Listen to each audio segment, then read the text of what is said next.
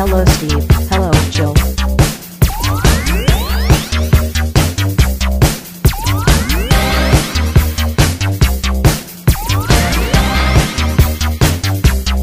It's time to game classy. The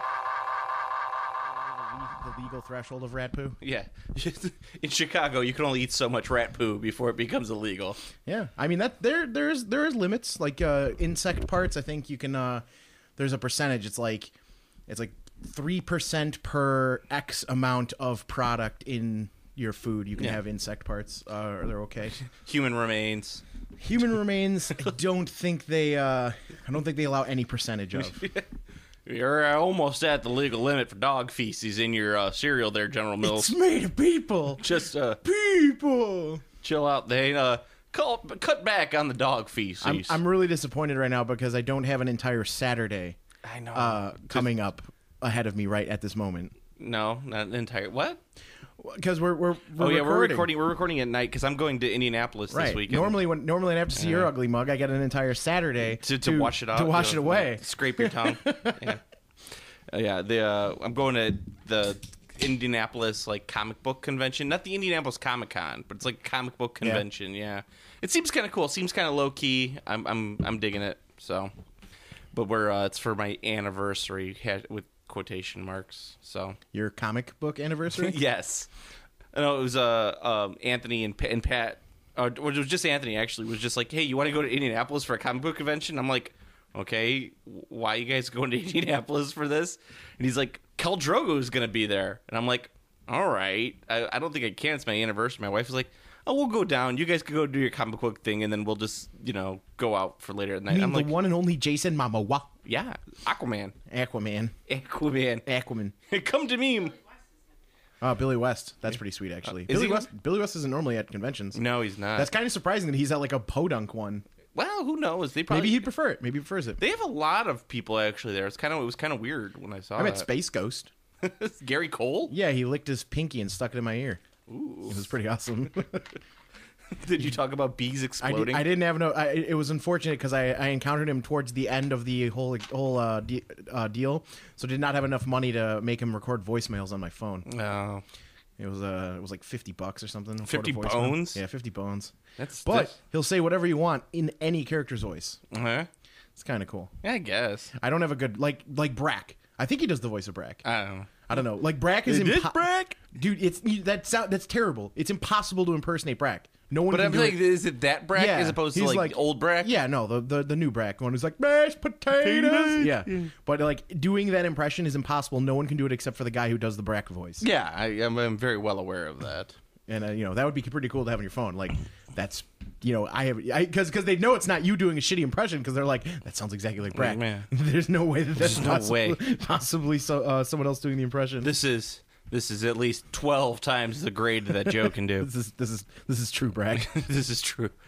All right, let's get into some gaming stuff. Wait, come far, warriors. We're recording a little early, so and earlier in the week, so I'm a little thrown off by this. I usually plan most Friday to this is the stuff I want to talk about, and today I was just like, fuck.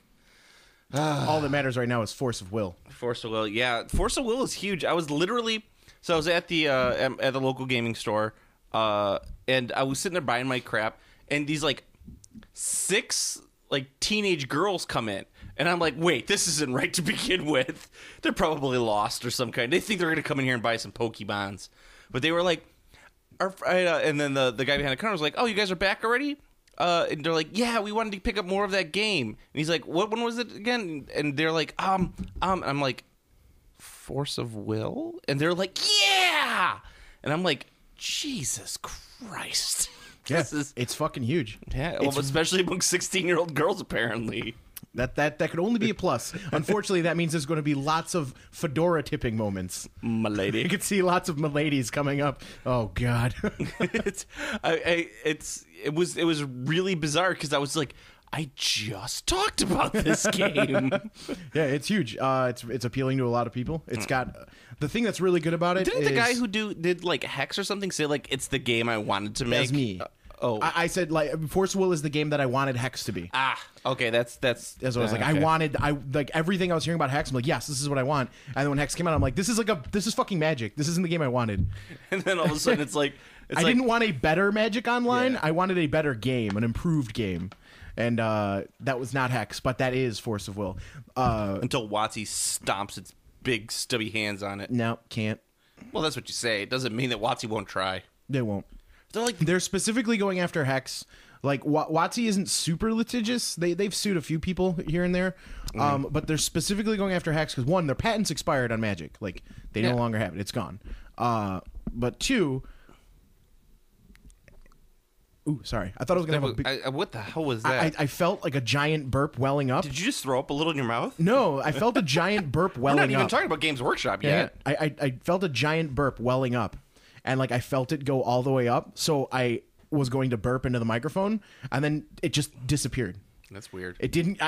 The feeling didn't go back. That was fucking terrifying. It's like when you drop a mini part on the floor and it just disappears, and you're like, "Where'd Yeah, it go? the- This is physically impossible." the Necron head. There was because Necrons they only gave you enough heads exactly for the fucking unit. Yeah. And I was building models with Joe Hammer, and I'm fucking all my Necrons are assembled, and like the last guy, I'm like, wait a minute, where's the head? And we're like, I'm looking around at this head for like fucking 45 minutes. I'm fucking tilting because like I can't get another fucking head. We go outside, have a smoke break, come back. It's fucking in between a Bestigor's legs that Joe was working on. That's weird. Yeah, it was fucking weird. You can't find shit like that. And like it didn't fly off because like that was the thing that was so weird is because you know when a part goes flying. Oh yeah, because you go, it's lost. Yeah, and it goes like pew, it like flies off and you see it. But that was the thing. I didn't notice a part fly. Joe didn't notice a part fly, and usually you hear the ding ding ding ding when it's going around on the floor. Yeah. Nothing. It just this fucking Bestigor animated, came to life, rolled over to my sprue, took Pulled the the fucking head off. Yeah, took the fucking Necron head and threw it on his base. There was where I do my little modeling. I it's hardwood floor in my basement, and so it's like if a model piece falls, I hear it goes tink tink tink tink, and then it's like it's gone. He's like, gone. so what I Into the did, abyss. what I did was like I got a small area rug to put right by there, so if I drop a piece, it'll land on the rug, and Total catch. and thinking that physics, like model physics, would work like that, the piece would just hit the rug and stop. But no, sir. It'll No. actually sink into the rug and then vanish. The shag of the rug just goes up and is like, Yep. It's like, thank you for feeding me, master. So parts for the mini gods. So Wizards is suing Hex Yeah. because it's online and it's competing with something that Wizards has zero competition with. Like they're not concerned about other physical card games because they're not competition. No. They're not. Like they're all competing against each other, not against Magic. Yeah, Force of Will doesn't seem like it's a Magic killer in any way, shape, or form. There is no such thing as a Magic killer. Yes. The only way that Magic... Except for that class that I believe is in Dungeons & Dragons that kind of negates magic. Doesn't kill magic, it just negates it. But the only thing that could actually like make Magic fall is like two straight, maybe more, many straight years of bad releases, which is not looking like it's going to happen anytime soon. Yeah. Magic it's so entrenched, it's so big, it's so easy to get into and out of. Is it really that easy to get out of? It is if you Easier or harder than heroin? well, I mean, I think like the Magic like addict thing that's kind of like a new player thing because I remember like when I was new in card games, I've played every CCG that's ever existed pretty much. There's a few I haven't. My Little Pony. I have not. I played the My Little Pony game, but not as a player. Did you? I learned the game. Yes. So what about it's awful, by the way. It's really bad. Monty Python and the Holy Grail card Yes, game. I had that. I had the entire set, and I made my own cards for it as well. That game was amazing, by the way. I made Sir Butts a lot, and I drew a knight, and I put a butt in his fucking face. I was really highbrow. One of the best card games I've ever. I only played like a few. I've played Magic. Don't really remember how to play it. I played that. I played the Decipher, Star Wars, and I've played some L5R. Back in the day. L5R is actually one of the games I never played as a player. I've seen it played and like I ran through a demo, but I guess they changed a lot of the rules in the new edition and like players quit it in droves. This was like years ago. So Back when, back when Cypher Comics was in Never meet Naperville. my Scorpion political deck. Like, whoa! The Force of Will is just, it's huge, it's popular, and the reason it's so big is because it's got notes of so many games that are popular. Like there's little bits of everything. People are like, wow, that game, that reminds me of something I like about this game, but also has all this. So, like, it's really cool. So it's deeper than like Cardfight Vanguard. Yeah, it's deeper. It's Taking it deeper.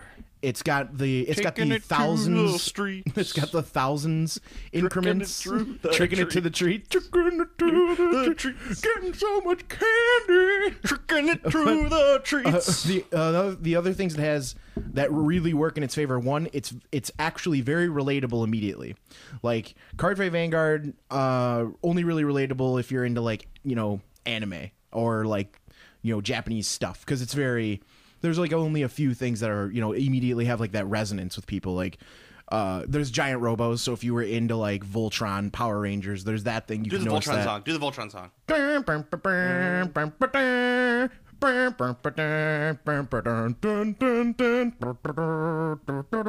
Unfortunately, I can't do the Optimus Prime voice to introduce Voltron.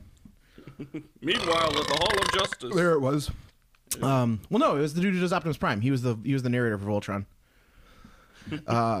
It has super recognizable characters too, like the Wizard of Oz. One of the decks in the game is fucking Wizard of Oz. It's got Oz, Cowardly Lion, Dorothy, Tin Man. Then there's also Alice in Wonderland, March Hare, Cheshire Cat, etc., etc. Yeah, I think in the next set there's a literal Jesus card. Is it called literal Jesus? It's not called literal Jesus. It's like the true Messiah Savior or something. Damn it! It's a picture of Jesus, fucking Jesus. Like, is it Jesus fucking Jesus? Yes, it's Jesus fucking Jesus. Nice. Doing the like So holy vulgar. pose, the holy pose with like the halo and shit. One of the new rulers is Cain. It's pretty fucking awesome. I was like, this is really cool. As I say, this seems like the type that's gonna be around for a few releases. Then it'll probably get something shitty, and then you'll be like, I hate this game. I'm very upset. I don't know. I've been playing Vanguard since pretty much it started, and like I've liked everything about that. It's hard. It's hard to balance a game in the right ways. But Force Will seems very good. Obviously, who knows? Who knows what the future holds? But their collation is one of the strongest things about the game. Like, so one of the worst parts about collectible games, I'll just use Magic. You got a set that comes out that's like 236 cards, and because of the ratios, you get 1 rare per pack, 3 uncommons, 7 commons. And then like your land or whatever the fuck. The cards that matter are the rares and the mythic rares. Now, mythic rares in Magic only come like 1 every 6 packs, give or take. Sometimes you get more, sometimes you get less.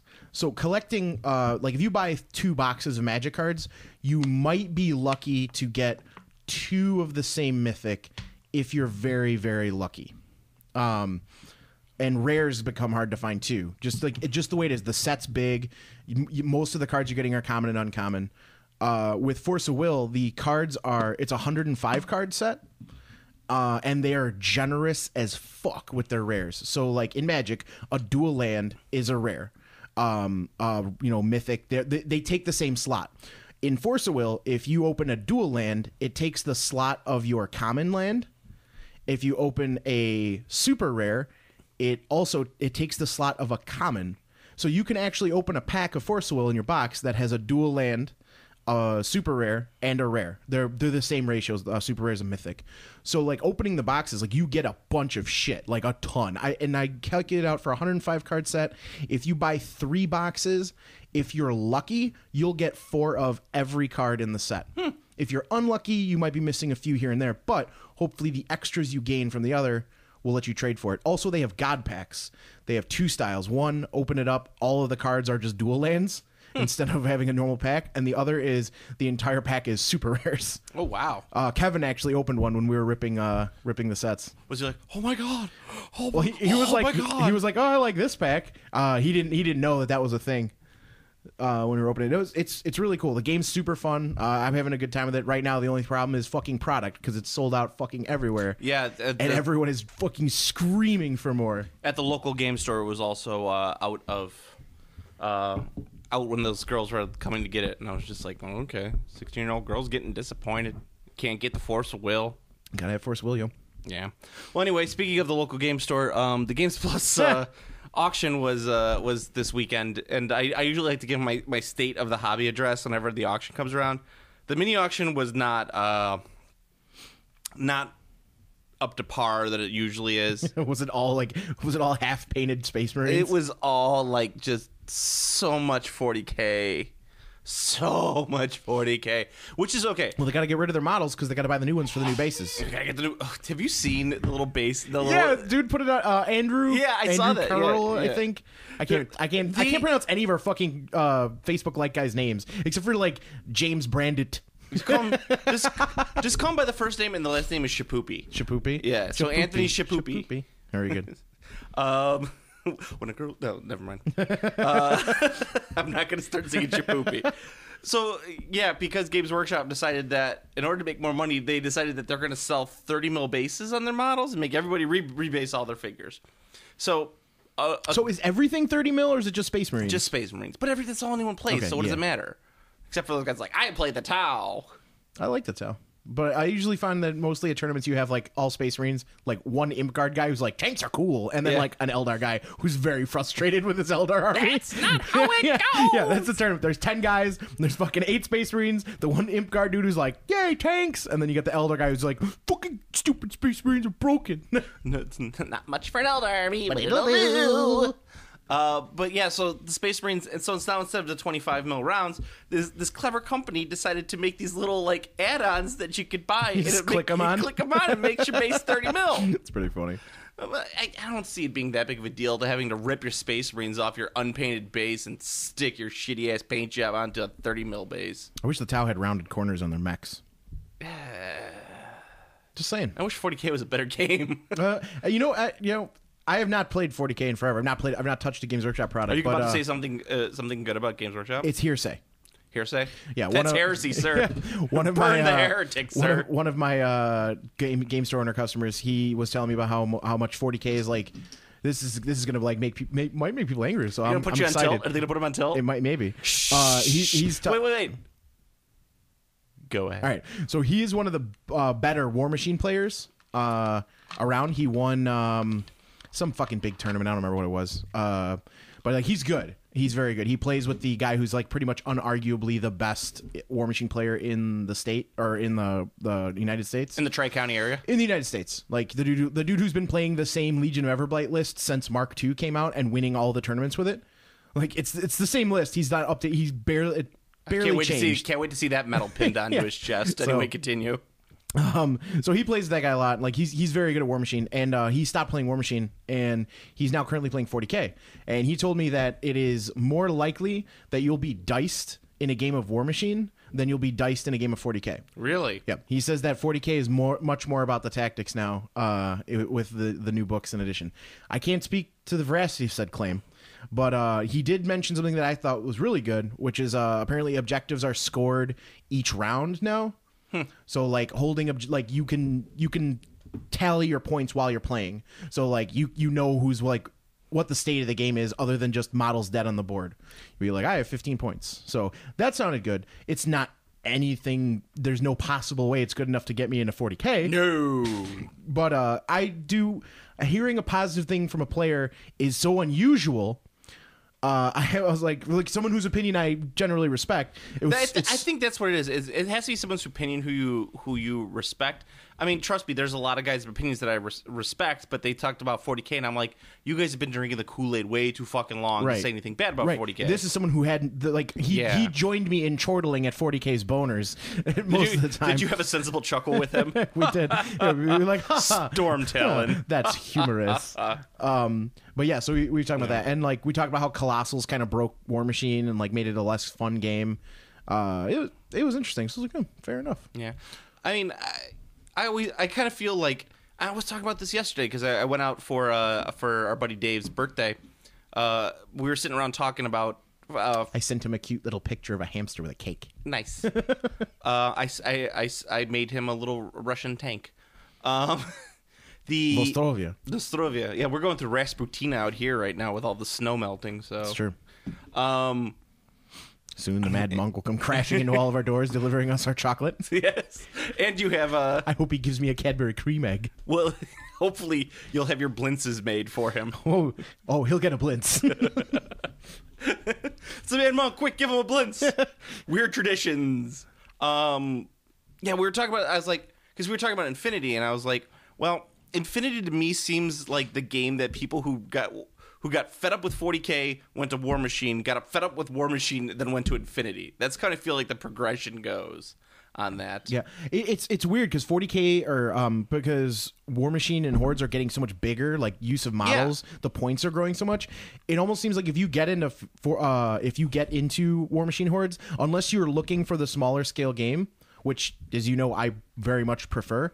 You probably wouldn't get into War Machine anymore. You'd probably go straight from 40K to Infinity or Malafax or any of the skirmish that's what I'm games. saying. It's like the people who got out of 40K and don't like that it's getting bigger. Yeah, went to War Machine Hordes. They're like, this game is great. They're not Games Workshop, right? Isn't it great that we're not playing a Games Workshop game? And then all of a sudden it's like, oh my God, they're Games Workshop. Quick, let's go. They're Games Workshop, but they treat people a little bit better. Their pricing structure is a little more reasonable. Yeah, I mean it's reasonable. Like you can understand. Like everything is not like Games Workshop. Where it's like, no, this box costs $85. Why? Because we said so, right. damn like, it. That's the biggest, the most telling difference is you see a giant fucking 40K model and it's like, it's $120. And you're like, okay, this thing's $120. How many do I need in my army? 4. 4 of them? Yeah, you need 4. Minimum 4 for competitive sake. But like War Machine's like, this model costs $125. How many do I need? 1 forever, unless you're weird. Unless you're weird. All right, because you can use more than one, but like there's no real reason to. But so anyway, back to the auction. Yeah, yes, carry on. The mini, I won't interrupt you again. No, it's fine. The mini auction, it's just like normally like you could go there and you're like, ooh, look at that box set. That box set is something rare. That'll be interesting. Maybe I should bid on that. Or you find classic GW sets and stuff. Yes, you find some diamonds in the rough, like Mordheim. Maybe not that much, but you might find like a bag of Mordheim figures that like someone had like. And it just says, like, bag of metal figures. And you're like, oh, those are fucking Mordheim figures. And then they bring it up there and they're like, we got a bag of metal figures, 28 millimeter, unpainted, or they're painted to a poor scale. And you're like, I fucking know what that is. That's some fucking Mordheim figures. And you bid on it, and you get it for like $6, and you're like, fuck yeah, I got Mordheim figures. But no, none of that stuff. You want to know what probably the most, like the best find I probably in there was a box full of Foundry Miniatures, the British company, a box of Italian pikemen. Now, you'd be like, that's really stupid, but the only reason why I know that's a good buy, because that box of models probably would cost like $300 to get from England. So I know that whatever price you paid for it at the store would not be anywhere near it. Not that I would buy it, because I don't need Italian pikemen, but I'm just like, oh, that's a good fucking deal. You don't need Italian pikemen? No, I have a Dogs of War army already. Are you kidding me? I don't need any of that bullshit. You still have fantasy stuff? Oh, yeah. All right. I got rid of all the 40K. Did you got rid of the squats? No, squats aren't in 40K anymore. You didn't get rid of 40K. No, squats aren't in 40K. I could justify it that way. You just have to keep like lying to yourself. I imagine you see a squat out of the corner of your eye as you're walking like upstairs or something, and you look at it and one tear rolls down your cheek and you keep going. Who was that? I think it was it might have been the Dan Delanois who was telling me about like how I need to sell my chaos dwarves. He's like, you should sell them now. You'll get like millions of dollars. I'm like, can't do it. I just can't do it. I don't know. I have a sickness. I have boxes of Clan War figures. That's true. You do have a Clan War figure, so I do it. You own a Clan War figure. Not counting that you have many. The fact you own a Clan War figure shows you have a huge problem. It's not even many. I own boxes. Boxes of Clan War. I have so much confrontation stuff at home. I will never paint it all. I don't paint it right now. I paint like one figure every like 4 weeks as a palette cleanser. I'm like, I'm going to paint this Celt Barbarian, blah, blah, blah. Yeah, summer's coming up. I'm going to try and get back into the hobby groove, doing some painting, building. Get some Dark Age. Dark Age, and I want to finally finish my fucking Kings of War army. Kings of War. That's been like, it's been at the like point of almost completion for a very long time. And I think for me, that's if I get to that, like, I'll have this like point where I'm so close to being done, and I set it down and I don't come back to it for like 2 weeks because I'm taking a break or whatever, and I look back at it and I'm like, whoa, this is so close to being finished. I should just stop and fucking do it. And then I just in my head create this like huge amount of work and pressure because it's like so close to being done. I'm just like, but it's actually not really close to being done. It's like there's so much shit left to do. Like I have to paint this entire unit, even though it's the only unit left in the army. Like I have to paint this whole unit, and I have to base everything. It's like I'm trying to put off like basing the figures, and it's just I don't know what happens. I have to be in this like to paint regiments. I have to be in a very specific mood because fuck, man. And you know what did it? Commission painting armies. Yeah, that fucking killed me for it. When I stopped doing that, my painting increased like 20-fold. Yeah, let's move on. Let's get some Kickstarters. We haven't talked about Kickstarters in a long time. Fucking Kickstarters. Super Dungeon Explorer shipping next week. I'm kind of excited about that. I'm finally going to get that, which would be just in time for me to see the Super Dungeon Explorer guys at Adepticon and be like, "Where the fuck's my models, man?" Fucking harass vendor badge. Vendor badge. Where's my figures? Where's my models, man? I want the fucking battling system. Oh, the 1v1, the versing. I guarantee you, if you go, I don't know if are you going to Adepticon next weekend? Yeah, you should. It's up in Scumberg. You'll love it. You could go to Scumberg, eat some Joe's Crab Shack. If I have some extra money to blow on Dark Age figures, yes. Yeah. Oh yeah, they're always there. Because they're always there, and the dude's fucking. He's the king of deals. And the place is, at least it's going to be bigger than where it was last year. So hopefully they'll have a bigger sales floor than last year. Because last year it was like this is not appropriate for this size gaming convention. One Gen Con, I think I blew about like $200 to $300 on Dark Age stuff because I was buying stuff for other people because I'm like, hey, I'm going. There's gonna be Dark Age stuff there. Do you want it? And they're like, yeah. Here's the list. And the dude gave me pretty much $300 worth of free shit on top of the $300 I spent. And I was just like, this seems like a pretty good deal. I'll take it. Maybe you can like.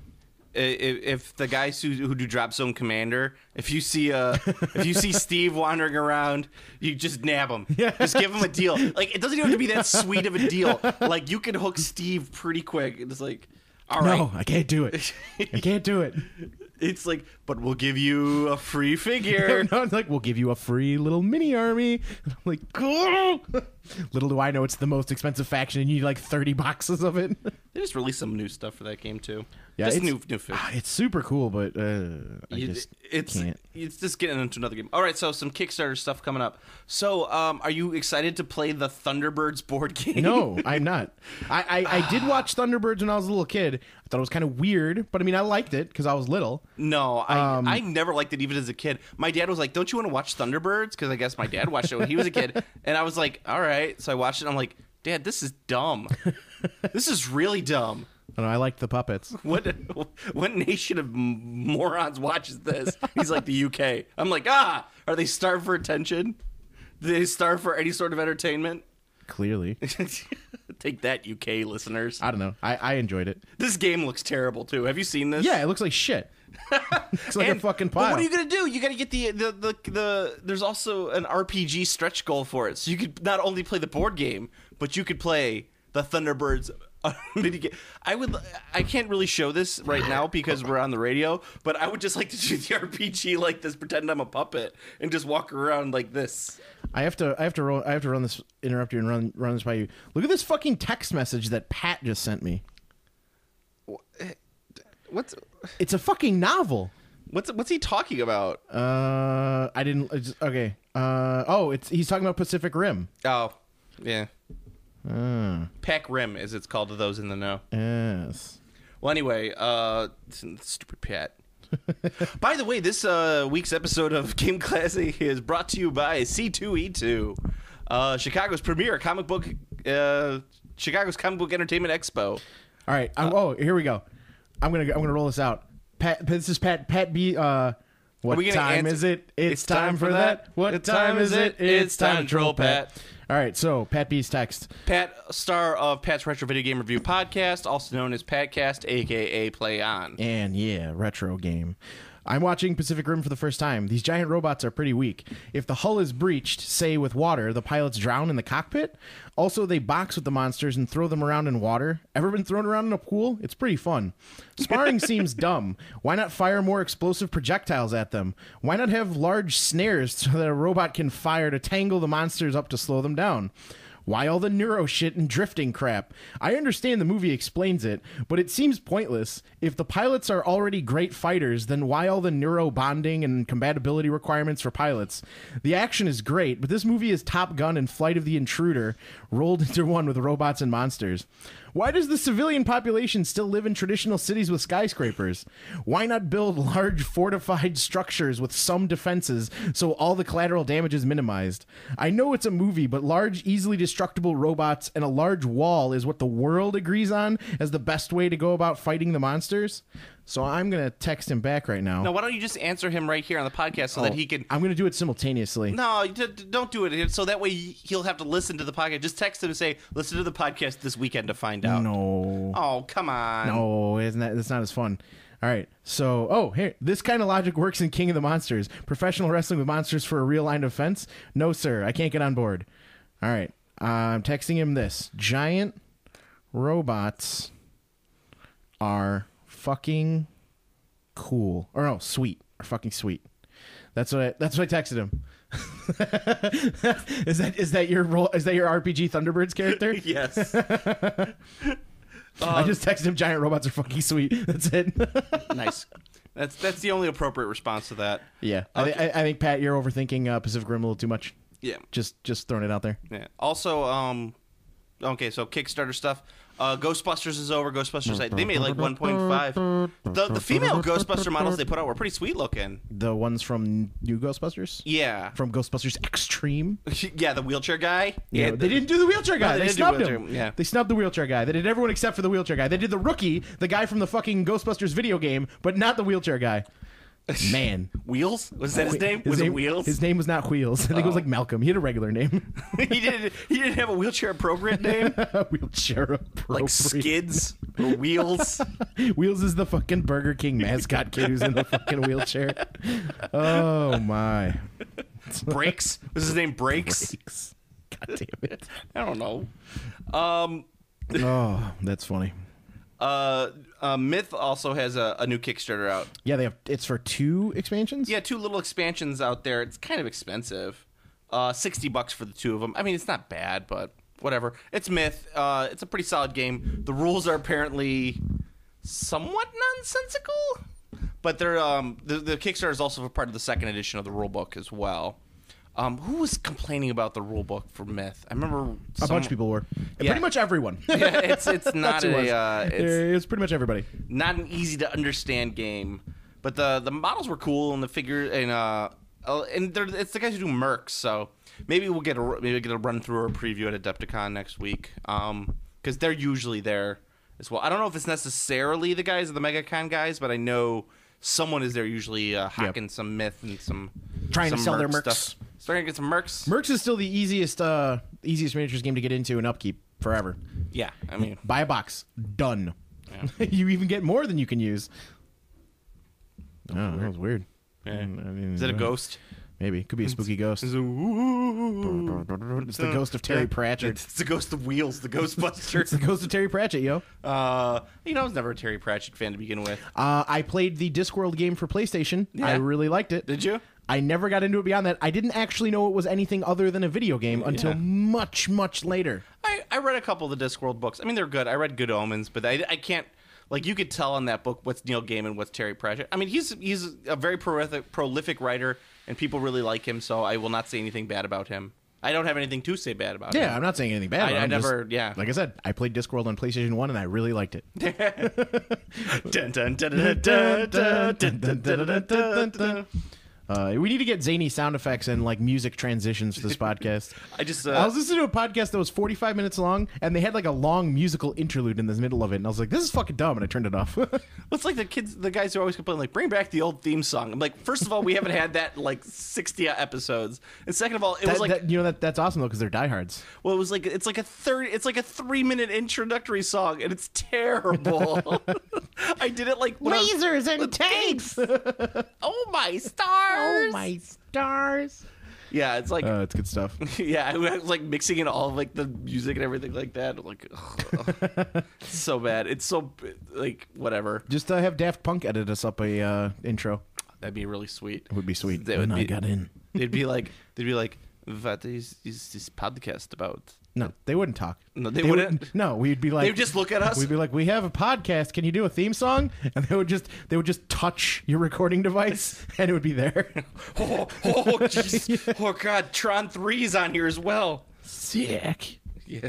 And it'll just be the theme song will just be the fucking Jeff Bridges song from the soundtrack. As much as I thought Tron 2 was okay, that soundtrack is fucking amazing. I still love that soundtrack. I think that movie is good, and I really like the soundtrack. I think the movie it's serviceable. It's nothing fancy, and in that sense, I mean it's no waiting for Godot, but Waiting for Guffman. waiting for Kaufman. I could have said Stool boom. There's That's a pretty out there reference. There's a scene in there. It's a throwaway line where they're talking about the setup for it, and they got a model of the school, and the guy's like, "We're gonna need snipers here, here, and here." That's a line I throw out on a regular basis. Like whenever I walk into a building, I'm like, "We're gonna need snipers here, here, and here." I don't. We went and played the iCombat laser tag the other day. I don't know if you've heard about this. Nope. It's in Aurora, Illinois. Live in Aurora, Illinois. Yeah, Which is sweet. From Wayne's World, people. Right across from the casino. But it's laser tag, but you actually have like police training weapons that have lasers attached. Like really? They're modded out with like. So it's very fancy. It is. It's like you're carrying around this heavy gun. Do the chest panel things vibrate? No, but they do. Light up and make sounds and everything like that. Man, that's not even as good as Q's are. Q's are. But you have your gun has a clip, and it has 150 rounds per clip. So when you run out of ammo, you actually have to replace the clip. That's fucking sweet. It is pretty cool. The only Do you just pop the clip out and pop it back in? No, you actually have to go get another clip. Wow. Yeah. Okay. They actually do like a zombie thing too, where they have like people walking around this maze with like headbands on. Okay. Then you have to shoot the headbands, and that's what takes out the zombies. And if you get too close, the headband activates your chest piece, so it's like you get bit by the zombie. Nice. It's pretty cool. And do they give you a headband? I don't know if it goes that far. I wasn't really paying attention. Because by the end, like after the 90-minute session, I was just like...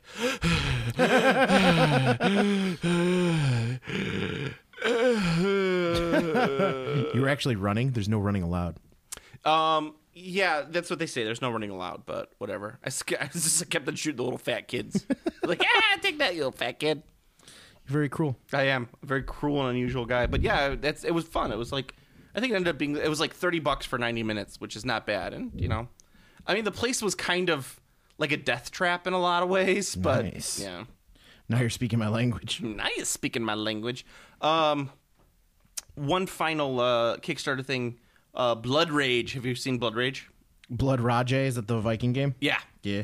It looks pretty nice. It's supposedly going to be crossing over with the Conan board game.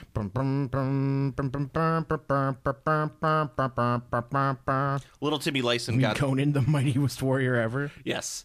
Little Timmy Lyson got the Conan Kickstarter, so I get to play with all of his figures. Nice. When he gets it. But yeah, they actually have some like really sweet looking figures for this Blood Tim is Rage. someone who really likes Conan. He does love Conan. Yep. Wait, shh. Sad time in Conan's life. I remember when Josh threw the Conan CD into the fucking the island in the middle of the Games Workshop store. That was the fucking saddest day in Conan's life. Saddest day in Conan's life. But then they got an iPad and an iPod, so it was all different. No, but they actually just released figures. Hey, think about that. We had a CD player. Yeah, a multi-disc CD player. Multi-disc CD player at the bunker. Man, CD changer in there and everything. That's right. And it would be a constant fight. I remember I made Tim fucking laugh his balls off when the Pirates of the Caribbean song came on once while we were cleaning after the store was closed, and he just started rolling around over fucking stools and shit across one of the tables. And while the song was going, I was also going.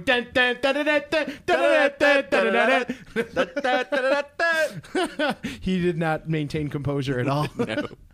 It was pretty funny. Oh god, if I had to hear Band of Brothers one more time, I swear to God, I would have punched a hole in some drywall. I say that the best part about working at Games Workshop was the not actually working at Games Workshop. Oh yeah, but being there and hanging out with most of the workshop guys. Yeah, that job would have been great if it wasn't for the customers. Yes, that's right.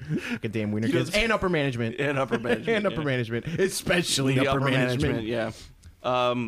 Blood Rage actually there's figures for the Asgardian gods, so you get Thor and Odin and Loki. Yeah. I throw out my vote just if you're thinking of Kickstartering this and not going to purchase Fire and Axe, I would say you should purchase Fire and Axe and not kickstart this game.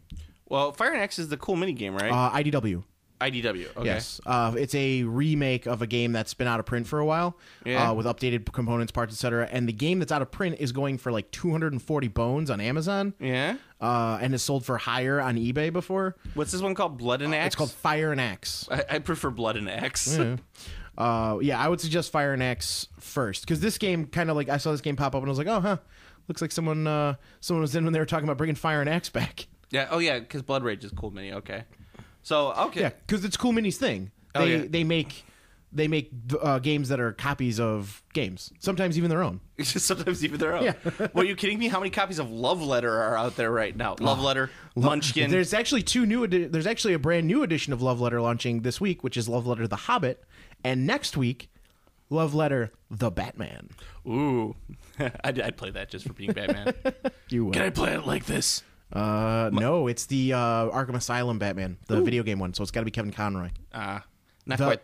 The ultimate Batman. I was reading my daughter a Batman story for bedtime the other night, and I was reading Batman like Christian Bale, and she's like, she just looked at me and goes, "Why are you doing Batman like that? Why did Batman talk like that?" And I'm like, "Well, that's how Batman talks." She's like, "That's not how Batman talks." I'm like, "Oh." Even your kid knows you're an idiot. We are the Super Friends. It's really terrifying to do Batman that way. Oh, different man. Bane. Bane is forever going to be the fucking like weird like Eastern European sort of accent. Yes, Batman. You know, he's the turtle from the Neverending Story. Just Morla. We are so tired, Batman. Go away. Yeah, exactly. The I think that Atreyu. Artax, don't give in to the swamp, Artax. Turn around, tell me what you see. Na na na na na na na. What was I watching? Was it that? Oh, fucking Teen Titans Go. Yes, where they're flying on the giant Silky. The fucking Silky thing. I'm like, why do they have a never-ending story reference in a fucking brand new cartoon? One of my favorite bits on that. And then We're Rich. Did you see that part? Where Robin, that's the same episode. Robin, Cyborg, and Beast Boy get the check for $160 trillion from Killer Moth, and it does. They're like, what do we do with the rich? And I was like, I don't know. Who's the coolest rich person we know? And they're like, Scrooge McDuck. Yeah, and it just goes fucking. We're rich. Good, we've got lots of money. We're rich. I never knew you could swim in money. We're rich. There's a lot of like good references. There's Cyborg on that show. Like constantly references Small Wonder, and he's like always complaining about it. Like, why are they making him make her live in the closet? And he talked about VHS too. Yeah, he's like, you guys don't know what a VHS is. And they're like, no. And he's like, well, it was vastly inferior to the Betamax. Yeah, that show is. That show's. It has moments. It has moments. It's hit and miss a lot of times. It's so weird. Like it's the first time they've done a really like straight up goofy DC show. Yeah. Other than like unintentionally, like the Super Friends, Brave and the Bold was goofy, but Brave and the Bold was like a tongue in cheek. You're right. It was like they had Diedrich Bader doing Batman. Come with me, we shall explore the ocean. And they used all the best thing about it is they used all of the like shittiest fucking DC characters, DC. Just the worst. Yeah, let's be honest. Most DC is kind of shit tier. I mean, no more than Marvel. I don't know. Marvel's done a lot to really up their game on a lot of that. Come on. Aside from like the Justice League members and a few other ones, all of the contemporary characters for both companies are at the same. Yeah. About like if you want to talk like embarrassing characters, I don't know if you could beat the Hispanic guy that Marvel introduced. As one of the X-Men. I can't remember if he might have been a different comic, but he talked very ethnic and was like the most 90s possible character. And he's like, essay, I read a lot of comics in the 90s. Everything is embarrassing that came out of that decade. I'll try to find. I think he's definitely the most embarrassing comics character. As I like to say, the 90s. What a shrill and pointless decade. But he brought us Spawn. He's super cool. He's got chains. He works for the devil. Then he becomes the devil. It's not the devil. It's Malbolgia. Malbolgia. The devil also exists separate from Malbolgia. Idiot. How do you not even know anything about Spawn? Next, you're going to tell me you don't know who the Redeemer is. The Redeemer. He's like a good guy, Spawn. But he's not actually a good guy, Spawn, because he's also a very evil person. I was a big fan of Spawn back when they had to retcon taking out the characters from Youngblood because of the falling out between Todd McFarlane and Rob Liefeld. Rob Liefeld. Oh, man. Rob Liefeld, the guy who can't draw feet. Can't draw feet. He also can't draw anything remotely resembling the commonly accepted heroic proportions of a comic book character. He can't draw. Did you see his Captain America? Yeah, I've seen his Captain America. It just looks like a brick. He's like, I want to draw this brick. Oh, God. Maybe he just has like some sort of horrible condition, and that's how he sees people. Everything that came out of the 90s is terrible. Everything. Biker Mice from Mars. Oh, dude, Biker Mice from Mars are the jam. You take that back. Battletoads. Mice from Mars. Oh, dude. I blame the downfall of civilization on the Teenage Mutant Ninja Turtles and the Power Rangers. Why you gotta be hating on the Biker Mice from Mars? Because they lived in the scoreboard of Wrigley Field, man. They really feel they were in Detroit. No, they were in Chicago. They weren't in Chicago. They were in Detroit. They were in the Motor City. Are you sure? Yep, 100%. Oh, okay. I'll give it to you. All right. That's the one I actually watched. I actually think I watched more Biker Mice from Mars than Ninja Turtles. I watched Ninja Turtles, but I don't know. I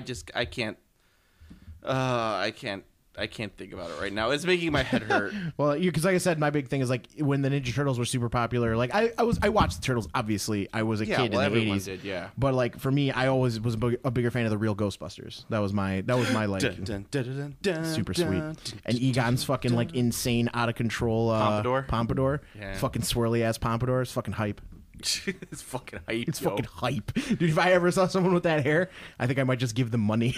Be like, here, keep doing that with your hair, just forever. Just take my money. Just take my money and run. Yeah, take my money. Keep doing that with your hair, please. Yeah. So I mean, the only other thing I wanted to say is that I know Wizards right now is pushing. I'm gonna grab my coffee. Oh, great! Thanks. Shit! I wasn't recording when that happened. They said it was the Motor City. Well, it was all they were living in the scoreboard of Wrigley Field. See, they came from a planet that was fucked up by these evil motherfuckers. The fish guy, And yeah. they landed in Chicago. Yeah, see? Really? The bad guy's name is like Limburger. Yeah, Steve? He's a fish guy. Steve? Who eats worms. Steve, apology accepted. I was defeated. I was defeated, yo. And you were all like, I watched Biker Mice from Mars. I did. I know my Biker Mice I could have fucking sworn they always said they were in the Motor City. Yeah. Yeah, well, Wizards right now is previewing the next big set. got me on that one. Yeah. They're previewing the next big set for D&D 5th. No, I'm sad. I'm forgetting my childhood. Ludo sad. They're doing the what is it? The Princes of the Apocalypse, whatever it's called, the Four Horsemen. Princes of the Universe. Yeah, they canceled the Temple of Elemental Evil adventure book. It's part. Isn't that part of the Temple of Elemental Evil? Like it's like a. Yeah, they were going to do separate books, I guess, and now they're just doing one book. I don't know. Something like that. Yeah. And they're doing all the figures and everything from it. I don't think they're really canceling it. I don't know what's going on with that, but because it's actually been a while since the D&D release, which is kind of weird. I don't quite know. But however, at the RPG auction, I was talking about how unimpressive the mini auction was this time. The RPG auction was sweet. The RPG, well, because what they do is they do fantasy and sci-fi auction. So they take all the board games, RPG stuff that's fantasy and sci-fi, and they kind of put it all together. So that way they can get they can do all the historical games on a night, and they do all the family games on a night. So you don't have to worry about Connect 4 showing up at the same time. It's like you could separate the two if you want. I mean, that's where I'm going to the Games Workshop auction for, to buy fucking Connect 4. Dude, people go nuts at the well, now it's like a Euro game auction. That's kind of what they call it. So it's like all of Settlers of Catan. That one is huge now. Oh yeah. I was talking with Settlers of Catan. Fuck Settlers of Catan. I know. Well, Are you going to be first in line to watch the movie? Oh hell yeah. I shall trade the sheep for wood. Oh no, the bandit! The bandit. He's in my desert. So stupid. But the RPG auction, I got a bunch of good D&D stuff. I got some Dark Sun. I got some Dragonlance. I'm almost done collecting all the Dark Sun. I almost have an entire Dark Sun collection. I'll run you through all of Dark Sun, Steve. We'll do a solo adventure. What do you say? No, I'm good. You sure? Yeah, I'm good. Oh, all right. So that's all like the gaming news that I have. I mean, we could always just talk about how Battlefront and Dust are fighting again, but I figured it out. I had to look. I figured. All right, here's why I thought they were from Detroit. Oh Jesus! Limburger's chief Plutarchian rival is Napoleon Brie. He's from Detroit, so there is an episode where they go, like a multi-part episode where they go to Detroit. So that's what I remembered. Okay. Just try and justify your failure. No. There's no justification. I was totally wrong. I'm forgetting my childhood. I understand that. I'm slowly dying inside. Yes, I'm slowly dying inside. But there you go. I never played the Super Nintendo game. I'm glad I didn't. I probably would have destroyed my love for the franchise. I can't believe you have a love for that franchise. I don't know, it's just fun. Like it's like. It was just so weird. It was they're giant anthropomorphic mice with fucking Martian antennas. That's fucking hilarious. That doesn't bother me. It's like I have difficulty with people who like really like Power Rangers or Pokemon. Those are the two things I don't understand. Well, like the cartoons. Well, people who really like Pokemon, just in general, it's like that's so. I mean, I really like Pokemon. I know, but I don't get it at all. I literally see Pokemon. And I'm like, the cartoon's awful. Well, I'm just like the cartoon, the video games, the card games, everything involved with Pokemon. Like I don't. It's not like I say. Did you ever have Monster in My Pocket? No. You didn't? Did you ever have Muscle Men? I did, but I mean, Ultimate Muscle. But I never like got. I did have those and like Battle Beasts. Yeah, Battle Beasts. It's kind of the same thing. I know, but except more. The way that people become so obsessive with Pokemon, that's what I don't get. Well, they're just a super fan. Anyone who's a super fan of something does that. They're like ridiculous. Like someone who's like got a gigantic boner for fucking Doctor Who. They'll have fucking Daleks and fucking TARDIS boxes all over the place. But I don't understand that either. But Pokemon. I'm saying you don't understand super fans. That's what you don't understand. I guess it's just like, why do you dedicate?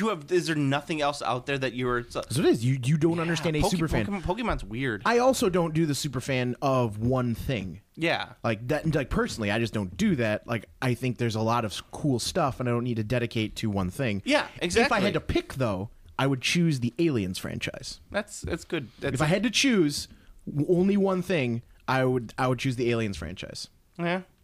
I don't think I could choose anything to be like a super fan. You have to. Okay, if I did, probably at this point Game of Thrones is what I'd say. But Game of Thrones is so new. Also a solid choice. Yeah, well, Game of Thrones... It doesn't have a pedigree, though. Yeah, that's what I'm saying. It doesn't have like a long pedigree. I mean, it kind of does. I mean, the books have been around since the 90s. Right. They're just available content. I heard they're going to extend the show. Yeah, they want to extend a couple seasons. Yeah. I don't know if they said they're... I hope they're not going to fluff it up. I heard they're going to just carry the story on after... That'd be weird. Yeah. Well, they're going to change they're doing the Ultimate Troll. They're going to kill characters in the show that are still alive in the books. Yes. Which is awesome because anyone who they try to talk to me about the books of Game of Thrones, I vehemently deny anything they say unless it's exactly replicated in the TV show. So I'm like, no. So like if like say like I don't know, fucking like Tyrion gets like shot in the face in the show, like season 7. Everyone's like, no, Tyrion's dead, and he's still alive in the books. And people will be like, well, Tyrion actually, and I'm like, what are you talking about? He's dead. Like, how did that happen? Tyrion died. Is it his ghost? Is there? Wait, what? Just fucking deny it. It's like I don't know, but that's one of my biggest fucking like one of the biggest things that puts me on tilt is when people talk about like. Even like I'll use anime as an example because I'm a fucking huge anime nerd. I fucking can't stand it when people are like, well, in the manga, this happened. It's like, unless I ask you what happened in the manga, don't fucking tell me. Yeah.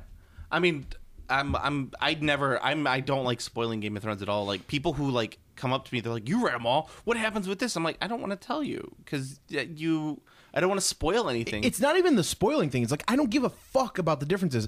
I'm not into those books. Well, that's you, but I'm saying like, I'm super interested in the show, but that's it. That's where my interest in Game of Thrones ends. Yeah. I still say you should read the books. The books are fun. The books are good. Who's got time to read? Yeah. I ain't got time to watch all these TV shows. Got to watch some Gumball, some Steven Universe. Oh, dude, Steven Universe is fucking good. You gotta watch some regular show. Steven Universe gets you right in the feels, man. Does it get you right in the feels? Gets you right in the feels. I dare anyone to watch that show from beginning to end and not get hit in the feels at least once. At least once. At least once. Yeah. Well, you just like it because you're just a grown-up version of Steven. It's true. Yes. And I do like hot dogs. Fry bits? Fry bits. The amount of cartoons I watch with my kid is just ridiculous. Like, I don't even... Hey, Frybo. I want a Frybo costume. Just do the fucking dance. Do the Frybo dance. Oh, man. But the... actually, I was at a... You know how I'll talk about like my big D&D scores I get from like half price books. I was at one the other day and I saw a copy of Storm of Swords, the third book in the Game of Thrones series. Hardcover? It was hardcover. Ooh. It was an original printing, and I my hand trembled as I went towards it, and I opened it because it's one of the few ones I'm missing, and it had the original cover, the first printing cover. I opened it up and it said, and I just looked at it, it said first edition inside. I was like, I must have this, and I was like holding it, clutching it to my chest, making sure no one saw my winnings. And I went up to the front and I paid for it. I tipped my fedora and said, "Thank you, my lady," and I went back to my car. But I was very excited about my first edition Storm of Swords. I'm pretty sure that was actually a Trilby. A Trilby. Sorry, guys. It was a golem. Sorry. Sorry. It was a golem. I thought it was a goblin, but it was a golem. Sorry. Next round of Mountain Dew's on me, guys. Sorry. Tried to cast a spell. Didn't work because it's a golem. Sorry. My mistake. Should have used fire. Why didn't I use fire? Fire wouldn't work because it's a stone golem. Oh, not a flesh golem. I'm sorry. We're all totally boned. This party's going straight to the bone zone. And not the good bone zone. The bad bone zone where you get boned. Not where you bone. Where are the Fritos? Mom! I heard y'all. They're going to play the Dungeons and Dragons. I finally got a chance to sit down and actually read the free adventure from like 2 or 3 years ago from Lamentations of the Fire Princess, Better Than Any Man. Yeah. It's free. You can download the PDF for freezies because it was for a free RPG day. Ooh, for freezies. Apparently, the book is kind of hard to find and a little pricey, I guess, if you try and find the physical copy because the hard copy is really sweet and it's really big. I think it was the biggest book on free RPG day. It's fucking awesome. It is fucking sweet. Like, it's really, really awesome. I don't want to spoil it in case anyone ever wants to run it, but I really like there's a couple things about the book that are really good. One, he's very candid when in his writing, so he'll be like give the players here the enemies in this here are level 0 wearing robes with dagger type enemies. Give the players a little break after they've been shit on for most of this campaign. Nice. And that's how he writes. A lot of his stuff he's like if the players do something really stupid, punish them severely with this. Nice. And I really like that, like his candid writing style, and it's like super detailed. And the thing about Lamentations is it's supposed to be like a horror game, like a weird. It's called weird fantasy, but it's basically just horror. And it's fucking dangerous. Like, that's the thing. Like, it's like if you want every game to kind of have like a Temple of Elemental Evil or not Tomb of Horrors kind of feel, where like every step may be your last. Lamentations of Flame Princess is where it's at. There's a lot of shit like that, and it's cool because it's very even-handed, whereas like exploring may be awesome. Like, you may find a really sweet treasure, or you may be killed. You may die. It's very Lovecraftian in that way. It's like, are you delving too deep or just deep enough? Yes. Chaosium. Yeah, so I highly recommend Lamentations of the Fire Princess. Yeah, I don't think Better Than Any Man. I mean, you're a big supporter of the Lamentations of the Flame Princess. I'd never read any of the adventures, though. I only saw the system and like the overarching, like, hey, this is a game. Now that I finally got that adventure, because that was when like there was a huge buzz about it. I like, it's really good. You can convert it to D&D as well. I've told you about this before, that I kind of like the idea of just going with adventure modules, like for like it's fun. I think depending on your system. Yeah. It would be really good. I think for like Lamentations and games of that style, it's actually very good because you can, like, the adventures are deadly. It's kind of like an old like AD&D. Yeah. Like, adventures are deadly. So doing a module, your characters might all just be dead before it's over. Well, yeah, and it's also if you also find a writer that's really good, like someone you really like, Maybe not Gary Gygax as much because his adventures were always kind of like. Well, Gygax was like, he's like, then we're gonna do this, and there's gonna be owlbears, and then there's gonna be 6 wizards, and the seven gems of Godabok. All right. Gary, this book literally has every god in it. Gary, so what's going on with the game tonight? 2 words for you. Greyhawk. Oh, god damn it. I mean, to be fair, he did do Tomb of Horrors. He did. And he did Tomb of Horrors because players were complaining that all of his previous source books were too easy. Yeah. Anyway, and then everyone bitched about Tomb of Horrors. The D&D stuff, it finally loaded on my iPad. It's Princes of the Apocalypse, and it is the 4 apocalyptic cults of elemental evil are building secret sanctuaries and outposts throughout the north, bringing terror and destruction to the Forgotten Realms. Born to be I like how they put kings. that on there, to the Forgotten Realms. Well, yeah, everything's got to be Forgotten Realms. Well, not only that, but you see like all these like the D&D guys are just like rise to flip table, urge to flip table, rising. I'll throw it out there. I think Forgotten Realms is the weakest of the D&D campaign settings. Yeah. Well, what I like, it's only really popular because of fucking Dritz Stewardin. I don't think that's the only reason. But Also Elminster. I'll give you a little bit there. Well, I think you could. I don't know. I think there's no reason to say that on the entire planet. The video games too. That's a big thing. The entire planet that D&D takes place on, you could have multiple realms, multiple Forgotten Realms. Well, it's a multiverse. Yeah. That's what, like Forgotten Realms and Dark Sun exist in the same multiverse. So Yeah. you could bring your characters from Dark Sun to Forgotten Realms, vice versa, so on and so forth. Using Planescape. Bazooper. Bazooper. See a guy wearing Flash t-shirt, walk up to him and say, hey, I really like that Sheldune character. Sheldune. Bazooper, huh? Bazooper. Chaz Topper, huh? Watch as his face he goes on tilt. Anybody won't say anything because he knows that he can't actually catch you, even though he's wearing a Flash t-shirt with irony. I think like people like. I think it's because it's such a huge departure from Greyhawk. That's why people really liked Forgotten Realms. Greyhawk. Well, like I don't know, like fucking. I'm a big supporter of Birthright. What? The Birthright campaign. Maybe Maybe Hollow Earth. That's not a. Is Birthright in a different world? It's a different campaign system altogether. Okay. Yeah, it's very, very medieval. But it doesn't matter. If I'm playing anything, I'm playing Spelljammer. So Spelljammer. Spelljammer would have been a wicked '80s cartoon. we've gone over this 1,000 times. I don't know why they didn't just do that for the Dungeons and Dragons cartoon. And Acrobat. And Spelljammer. Anyway, so that's about it for today. Go to planetarbitrary.com for your Planet Arbitrary needs. You can follow me on Twitter at Planet Arbitrary. You can follow Steve at GameClassy. Like our Facebook page. Like, comment, and subscribe on the YouTubes. Also on the iTunes, the best way to help the podcast. You should get that those archives up on YouTube. I got spring break coming up in a couple weeks, so I might do that. Spring break, you're back uploading all those YouTube videos. Spring break! Also, once again, we still have the contest open up, running probably until, I don't know, about 2 weeks before C2E2. You have to describe. Have we had any entrants? Yeah, 1 or 2. I just didn't want to call it on 1 or 2, so that's why I'm leaving it open for a little bit. For your free 2 pairs of tickets to C2E2. Get your shit in, Giuseppe. That's like a friggin' $70 value right there. You'll be able to go in, lots of guests. You can get all the guest information at c2e2.com. You can also buy your tickets actually through planetarbitrary.com if you're going on C2E2 just for a day or something like that. Nice. But if you're even just going for a day, enter the contest so you can win your free tickets. Yeah. Also go to our Reddit, our game Classy. And do I have anything else that I need to add?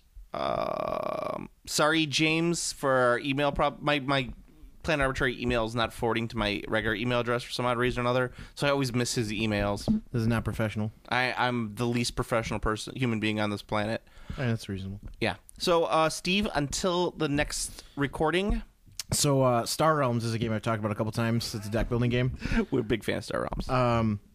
There's a digital app. Oh, this is one where you're keeping track of how high you're ranking. Yeah, it ranks the top 1,000. All right, Steve. So what's your ranking? All right, well, bringing it up now. I was trying to bring it up earlier, but my fucking your phone Wi-Fi is kind of shitty right now. My phone was having some problems. Yeah. I think I need to reset my router. Star Realms. So it's only ranks the top 1,000. So every other person I know who plays is not even on the top 1,000. Top 1,000, which is hype. And I'm like, yes. Fuck, it's fetching. Whatever. The last I checked, I was 225. 225. Yes. How come you're not 224? I'll probably be there when it next calculates. What about 223? I don't know. I've been jumping up pretty fast. I don't know what the fuck. I don't know how it's calculated. But I do know that I'll never be number one because the number one guy is level 40. I am level 13. Okay. To give you an idea of the kind of scope of that, the level 2 guy is 7 levels lower than the level 1 guy. And the way you acquire levels in this game is when you get to level, like, say you're at level 10. If you want to get to level 11, you need to win 11 games sequentially. So if you lose a game, it subtracts a win and sends you and de-levels you. So you have to win 11 times, and then that puts you at level 11, which gives you 0 out of 12 wins to progress to 12. And then you have to win 12 games sequentially. If you lose one, you lose a win every time. So that guy has probably played 4,000 plus games of Star Realms. Do you think he just plays against himself on multiple platforms? You see, that's what I thought. I was like, maybe this guy just fucking juiced his numbers. But you can't do that because there's a threshold for levels. I don't know what it is. But when I play against some of the guys at my work, because they're all low levels, like Scrub Lords, I body them super quickly, and I don't get a win for that.